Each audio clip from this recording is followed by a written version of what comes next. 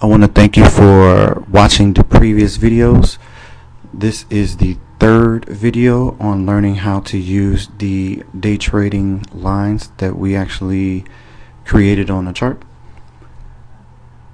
And again, this is part 3, and what we're going to do is we're going to look at how the lines that we actually created yesterday are helping us today in this trading action.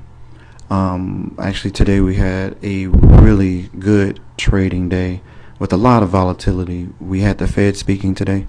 The Feds were actually talking about their economy outlook for next year, and they actually had upbeat numbers. The only thing that really stirred the market up was that they're going to be tapering off bond buying later on this year. So of course that will affect the stock market, and it affected it today in a major way. But I want to show you again how these trading lines are working out, and from what I see, they are working out really good. Remember, they start from the day that you create them, and they will go on forever as long as the stock is in that trading range, or the trading range that you have already charted. So with that said, let's look at the beginning of the day. This time frame is right up until 2 o'clock. The Fed the Feds actually spoke around 2 o'clock. So that's where the big, huge swings are going to be. And we'll see how the levels actually matched up between those big, huge swings. So you see the stock opened up around in this area. Tried to get above the close from yesterday. Remember, my yellow line is the close from yesterday. Tried to get above the close, could not get above, but bounced right here off this white line, which is good. We know we got this white line in a nice place. Tried to get back above, it failed. Came down, actually trading right in the range of the purple line, which again is our important line. We actually colored this purple yesterday because it was some good pricing action in this area that made us color it, so we'll know when prices can break for the positive or break towards the negative. So we got a rejection of the 20-day right here, going down. Look at this, it's found this level as resistance, falling back down, trying to get back above the 20-day, failed. Got above the 20-day, yes, and also this purple line. Look at the pricing action in this purple line, back above here. And remember, I like this level of, sometimes my lines that I draw may not be at the top, but it will be right around where there is some good pricing action. I like them closer in than further out, and that's pretty much my trading style, is closer in than further out. I'll do it further out if I see more touches on the outer bands than in the lower bands, but I like the inner bands because they have very good pricing structures there, just like what you see here. I like that. The peaks, not so much, but I like this right here. Okay, so tried to get above, failed, bouncing right between these lines. That is excellent, excellent, excellent, excellent. Here, tried to get above the 20-day, pretty much all the moving averages, failed, got right below the purple line again, trading right underneath the purple line, got above, tried to go higher, could not maintain, right back below. It pretty much played with this purple line up until about 2 o'clock. So let's see what happened after 2 o'clock.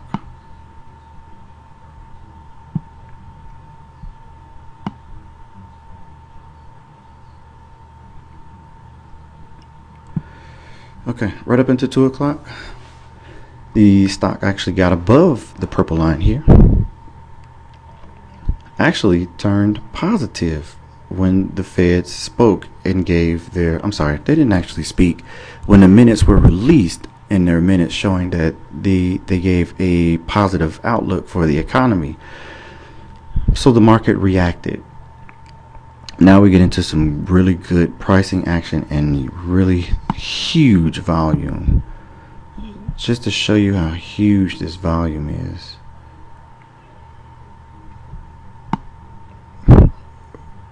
Look at the volume there, 329.5K.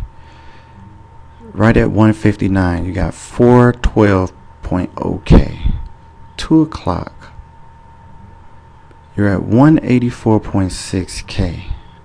Now at 201, you're at 2 million, 1.4 million, 1.3 million, 2.1 million. I mean, and the volume was just huge over this time frame. Volume really huge. But again, look at the pricing levels on these lines that we actually drew. We know this purple line is very important. We colored it the hottest color, or I should say the lightest color, or not the lightest color, but a color that actually means something to me. Look at this. Tried to get above, failed. This green line, remember the green line from yesterday? Purple line, also finding the white line, so it's bouncing in between these two levels. Actually 1, 2, 3, 4 levels. Look at the action here. Still trying to find a direction, trying to find a direction, trying to find a direction. And then could not hold this purple line, could not hold this green, this first green line, could not hold this second line. But look at how the price lines up with that level. Look at that right here. This is fine too. I like that. Fell, broke below. Pricing action. Look at this white line. This is a white line that we drew yesterday. Look at that. Again, finding a resistance at this green level before turning right back down and end of the day. So to zoom out and look at the full day, you see how these levels actually lined up. Really good. These levels do not change. They always stay the same. Let's go back a day. Uh-oh. Wrong button.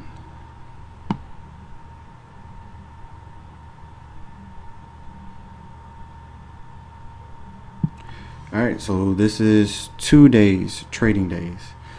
Remember, we charted the lines here on this day. And because we charted the lines here on this day, it helped us out with the next previous day.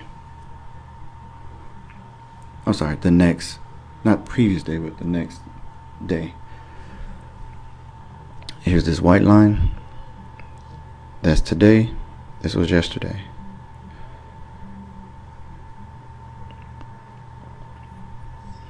Look at that. Look at this trading in between these lines. Look at that. They match up. You can't get no better than that. Let's see where we charted these two lower level lines. Let's see if we can go back.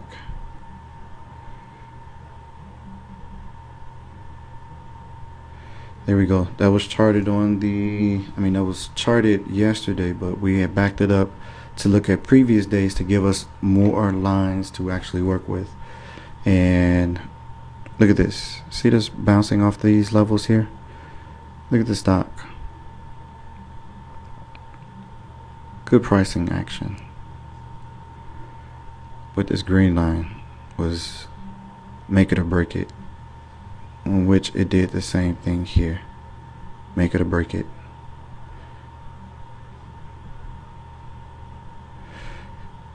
Now the stock actually closed right at the low of the day on 6/17. So the low was 163.55. The stock actually closed at 163.54, making a new low within the last 3 trading days. That could actually turn bearish, especially with the volume that came in on SPY today. The volume on SPY today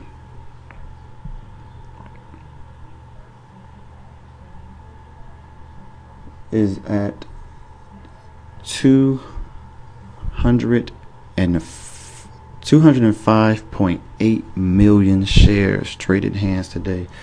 That was the biggest volume within the last week, almost, probably a little bit more than that. The next volume was here on 6/5. Yeah, 6/5. It's probably your last. So it's almost about 10 or 12 days ago. But that close at that level could turn bearish with this volume. So we're still looking at these trading lines. If you're trading these lines, well, if I was to trade these lines tomorrow, of course these will still be my levels, but what I would need to do is I would have to go further out because we don't have anything charted in this area. Now we could use the stock itself when it gets into that area to actually chart it, but you want to be one step ahead and you always want to chart it before it gets there. If you can chart it before it gets there, so you'll know what levels to actually watch and get in your entry and take your out, your entry and take your out. And I'm going to actually show you how to use the MACD, RSI, and ADX. I'll show you how to do that with day trading. I don't do it as much, but I do know how to use those lines. Also, I'll show you how to use the moving averages as well when you're day trading with all these indicators here. It could be it could be confusing, but once you have one thing and something else falls into place, plus you have your back support or your backbone, which are your day trading lines. Remember, it always falls to that day trading lines. Those hold the key. They hold it so much you will not realize it until you actually chart these and actually play with the market and see it for yourself. Now what I can do is, since we're probably going to use tomorrow for another training video, I'm going to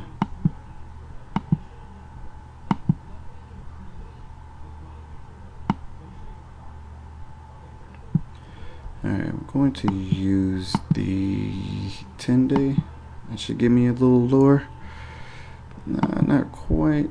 Use the 5-minute chart. I like the 5-minute chart. I might have to use that. Yeah, I gotta use the 5-minute chart.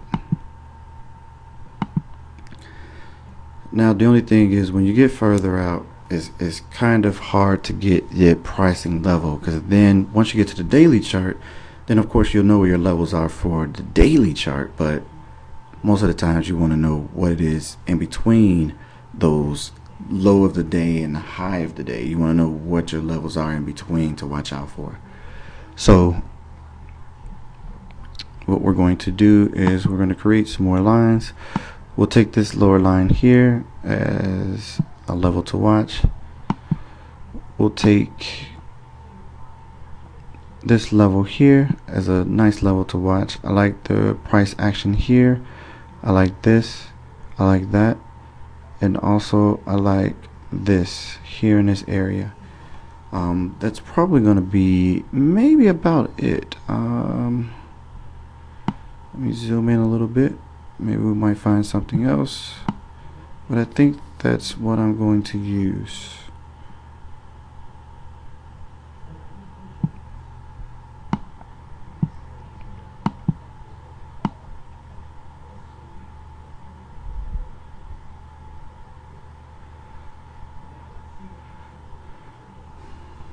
Now you can use this level here. Most of the times I do not like to put lines that close to each other, but I mean you can use that line, but you really don't have to, especially when you have your other ones that are not too far from it. Actually, this is pretty good. This is really good here. Are we gonna color these lines? We could actually color this line. We'll color it green. Let's back out some so we can get a big picture of it.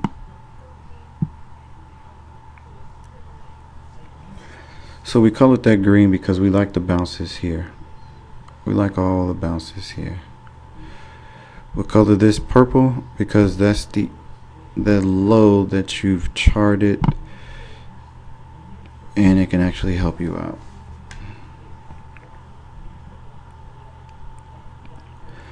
This level can be your in between line. You actually got about $1 in between here. Yeah, you actually got $1 in between here. So 163 to, oh, that's more than $1.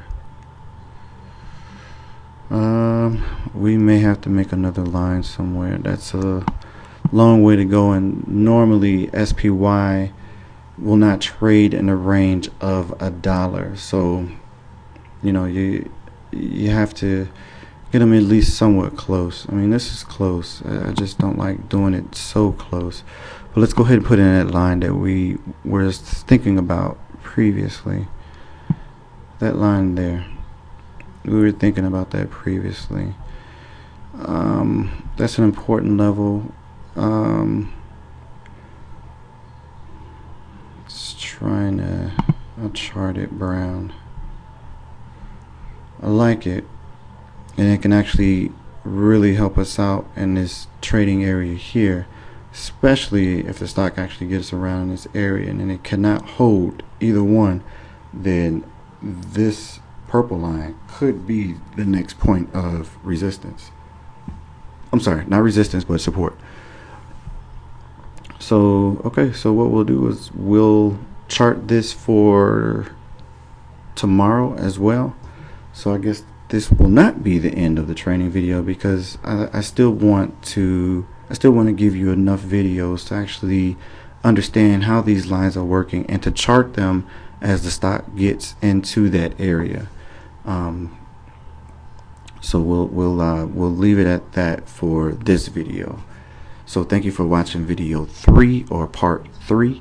Stay tuned for part 4. Hope you're learning and picking up what I'm teaching to you. And if you have any questions, any comments, please leave them. I would enjoy the feedback. Again, this is like my 3rd video that I've ever made, so of course I'm still learning along the way. And the video quality, I'm actually working on the video quality. If you see the video quality and it's not, it's not as to what you're used to, I'm still working on it. Again, this is work in progress for me. But again, thank you for watching the videos. Hope you're learning a lot. Stay tuned for tomorrow, because tomorrow's going to be pretty interesting to find out what happened. And also stay tuned for my other videos on swing trading. So I will be doing some videos on swing trading, pretty much using the same lines, but now we're not day trading. We're actually using most of the daily charts just for our swing trades. I found an interesting one, which is GLD. GLD is at a nice pricing level that I like. Actually, I can get into it real quick.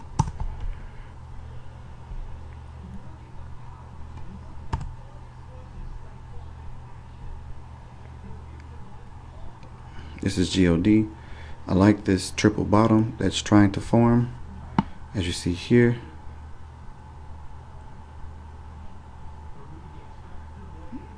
Triple bottom, pretty much it formed. The triple bottom actually formed. That's what you have now. It's really interesting trying to chart these as a swing trade, and now putting more focus on your moving averages, your MACD, your RSI, and your ADX to help you with directional movement. So stay tuned for those videos. This is just a small little thing of what I'm looking at for tomorrow for GLD. I'll maybe make another video starting the swing trades. Hopefully I can do that really soon. But again, thank you for watching. If you have questions, please leave your comments, and thank you very much.